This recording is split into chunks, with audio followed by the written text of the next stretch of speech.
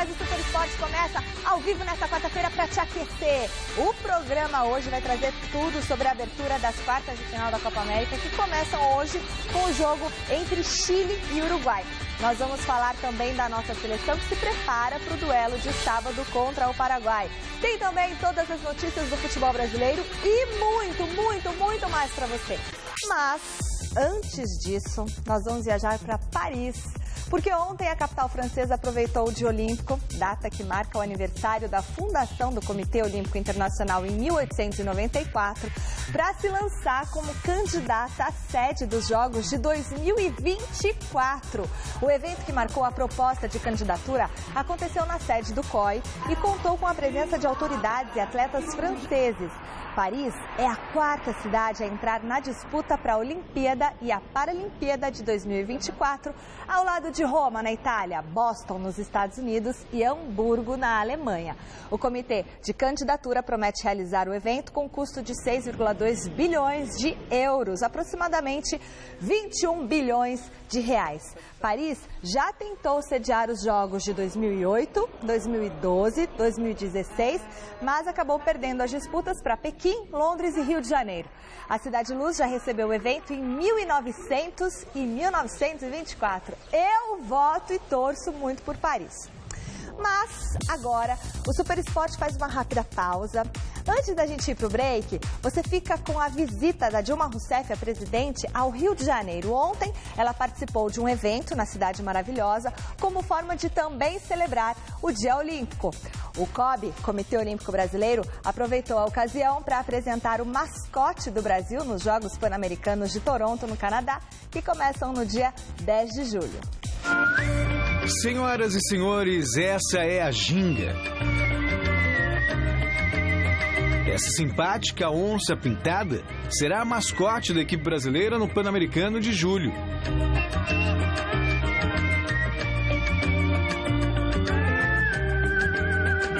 Em meio a apresentações em nado sincronizado e saltos ornamentais, a presidente Dilma Rousseff esteve presente em evento no Parque Aquático Maria Lenk, que marcou o Dia Olímpico. Que Toronto seja uma boa preparação para a oportunidade única que será o ano que vem a Olimpíada e a Paralimpíada aqui no Rio de Janeiro. Tenho certeza que o Brasil inteiro, junto com vocês, fará desse evento esportivo uma marca na história mundial esportiva do nosso país e do mundo. O resultado será um Brasil vencedor. O resultado será um Brasil orgulhoso de seus atletas e das suas atletas. Também marcaram presença na cerimônia o prefeito e o governador do Rio de Janeiro, Eduardo Paz e Luiz Fernando Pezão, além do presidente do COB, Comitê Olímpico Brasileiro, Carlos Arthur Nussmann.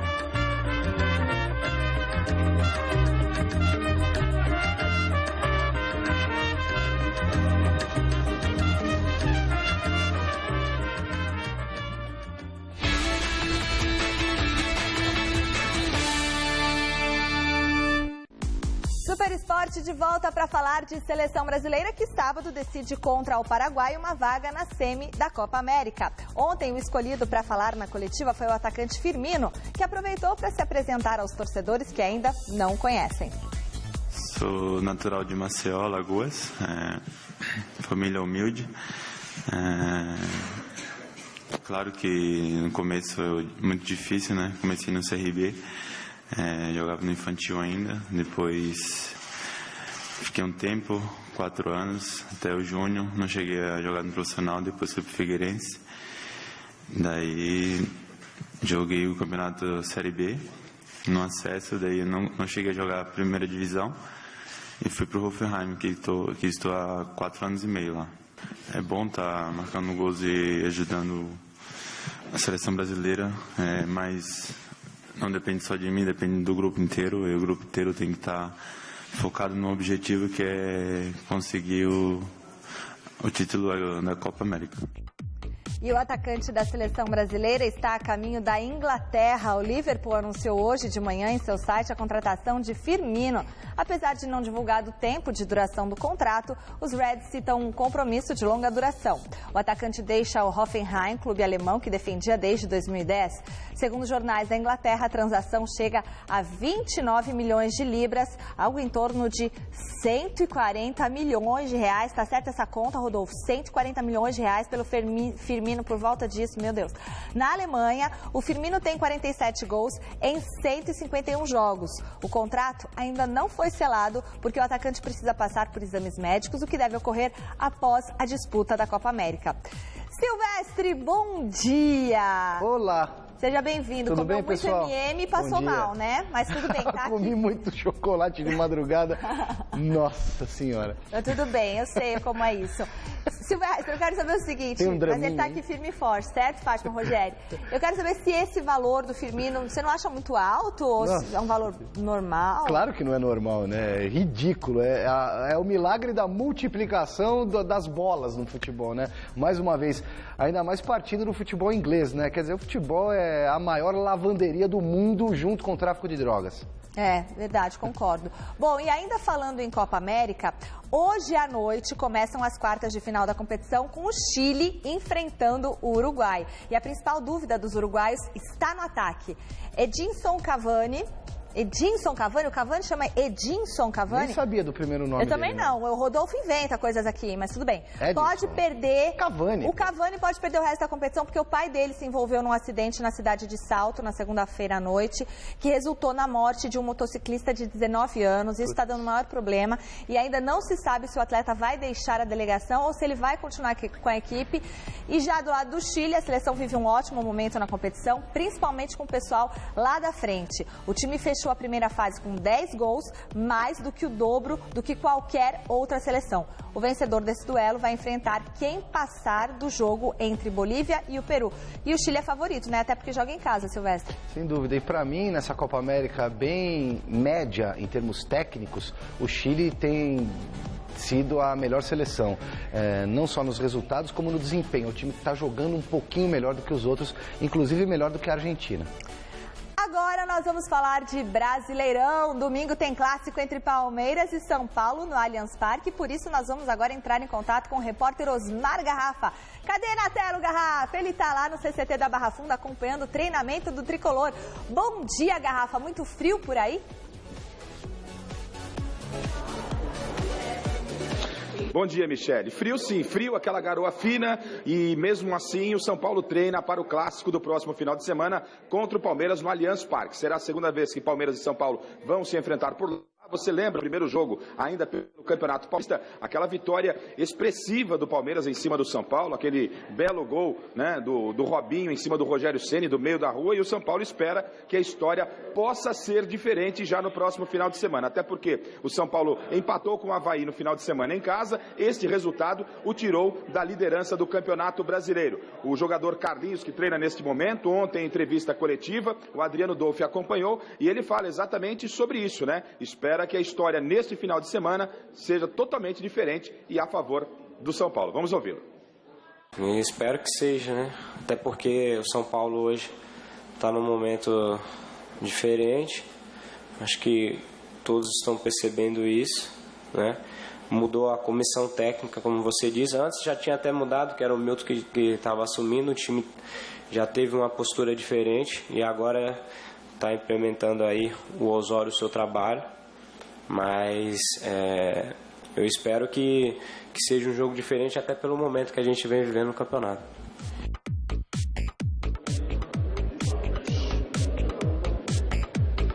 Tá certo. Aí, portanto, o Carlinhos, né, Michele, fazendo criando aí essa expectativa do que vai acontecer no próximo final de semana entre Palmeiras e São Paulo. Vale lembrar que o time oficialmente ainda não está escalado pelo Juan Carlos Osório. O Rogério, que estava contundido, treina normalmente neste momento. É provável que retorne ao gol São Paulino. Luiz Fabiano, que cumpriu suspensão e está à disposição. Isso não significa que vá jogar. Existe até a possibilidade do Pato ser o centroavante e o Luiz Fabiano ficar de fora, mas isso será definido somente no decorrer de amanhã. Aliás, por falar em Pato, a Lazio da Itália estaria interessada no jogador. São Paulo, a única coisa que pode fazer, caso venha uma proposta do futebol europeu para o Pato, é tentar cobrir a oferta, porque se a Lazio oferecer algo em torno de 9 milhões, que é o que se especula, o São Paulo tem a prioridade, o São Paulo obviamente não tem esse dinheiro, e aí, em se confirmando esta proposta, o Pato poderia deixar o tricolor, mas a negociação ainda é muito embrionária nesse momento. Doria é um jogador que tem possibilidade de ficar no tricolor, mas agora o Olympique de Marseille quer uma compensação financeira para prorrogar o empréstimo do atleta e não há ainda definição. Repito, domingo às 4 da tarde, jogando no Allianz Parque, Palmeiras e São Paulo, e essa partida pode marcar o reencontro do Wesley com o seu ex-clube. Na outra oportunidade, o Wesley ainda não tinha condição legal de jogo de enfrentar o Palmeiras, mas agora ele está legal, está treinando aqui com o elenco tricolor, e eu repito, a definição do time para o Clássico só deve acontecer na próxima sexta-feira. Michele. Tá certo, Osmar Garrafa, muito obrigada, bom trabalho para você. A gente se encontra às 6 da tarde no Gazeta Esportiva. Já do lado do Verdão, Silvestre, ontem o time fez o último treino aqui na capital antes de seguir rumo à cidade de Atibaia, onde fica concentrado durante essa semana, visando o clássico aí contra o São Paulo. Adriano Dolfi acompanhou a movimentação alviverde. Um treino físico intenso, antes da despedida da cidade de São Paulo. Palmeiras vai respirar novos ares em Atibaia. Será o início do período de 3 dias de concentração. O retiro no interior de São Paulo vai servir para o elenco melhorar a parte física e técnica e também a alimentação. E claro, pensar única e exclusivamente em um assunto. Não tem como fugir, tu vai estar 24 horas junto. O assunto futebol vem sempre à tona, por mais que tu tenha outros assuntos para conversar. O goleiro Fernando Praz reconhece também um assunto importante. Os jogadores não estão rendendo o que podem. Isso é nítido, a gente não está rendendo o nosso máximo, né? Então a gente tem que melhorar, é isso que eu falo, a gente tem que melhorar na parte técnica, e a parte tática a gente tem que tentar assimilar o mais rápido possível as ideias do Marcelo. Com salários em dia e uma boa estrutura, é difícil explicar o rendimento ruim dentro de campo. Eu acho que o mais importante é o jogador ter autocrítica. A partir do momento que tu não acha que tu tá mal, tu não tem como melhorar, tu não tem como crescer. Então tu tem que ter a percepção de que tu, de repente, até pode estar bem, mas mesmo assim tem que melhorar, tem espaço para melhorar. E antes do clássico com o São Paulo, vale lembrar o duelo das duas equipes no Paulistão. Jogando em casa, 3-0 para o Verdão. E a partida vai marcar a estreia do técnico Marcelo Oliveira na Arena Palmeirense. Então a gente tem que vencer o maior número de partidas possíveis. E o clássico é mais uma. Claro que com a rivalidade que tem um gosto especial, é uma semana um pouco diferente, mas em relação à estreia do treinador em casa, acho que não muda nada. Apenas se ele tem mais um tempo para trabalhar, tanto que nós vamos ficar uma semana agora em Atibaia para poder aproveitar bem. Pois é, Silvestre, esse clássico é muito importante para os dois treinadores, para as duas equipes, né?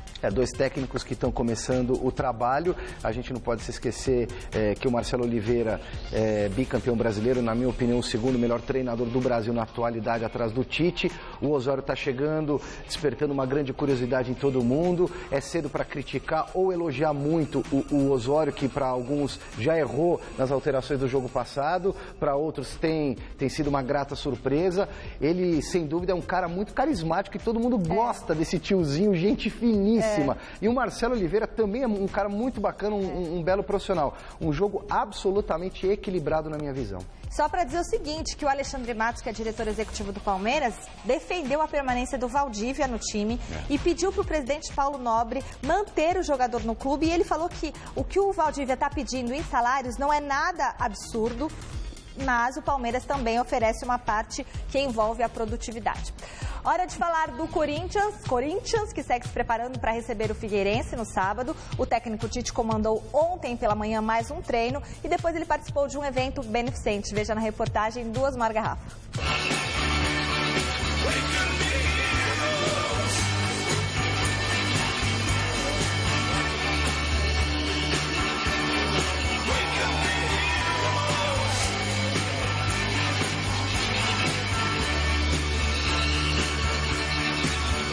Foi Foi um dia diferente para o técnico do Timão. Pela manhã, tudo normal, mas ao terminar o treinamento, Tite não concedeu entrevista como de costume, pois foi participar de uma ação social promovida pela diretoria do clube, onde o técnico corintiano foi portador de doar enxoval a recém-nascidos numa maternidade pública na zona leste da cidade.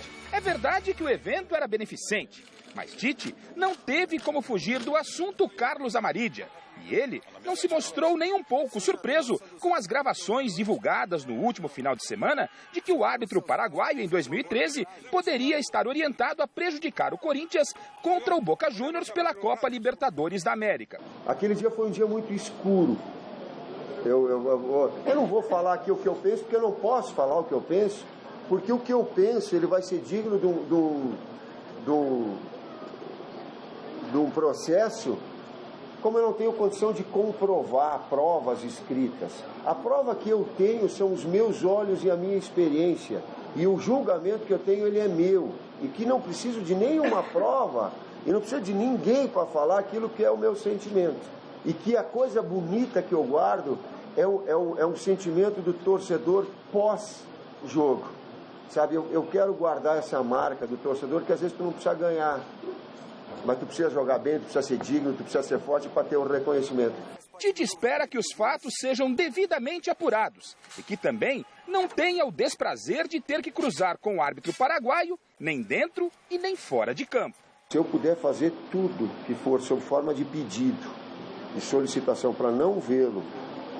O meu irmão colocou assim, ele disse, tomara que tu não enxergue ele no aeroporto nenhuma vez que eu cruze, tomara que eu não cruze com ele em nenhum local. Não quero julgar, mas não quero cruzar. Quero ficar no meu canto, não quero brincar de faz de conta. Deixa eu no meu canto, a vida que segue dele, ele que faça a vida dele, ele que tenha consciência dele, ele que trabalhe, ele que julgue, ele que faça aquilo que eu... Fique de olho no apito, que o jogo é na raça e uma luta se ganha no grito.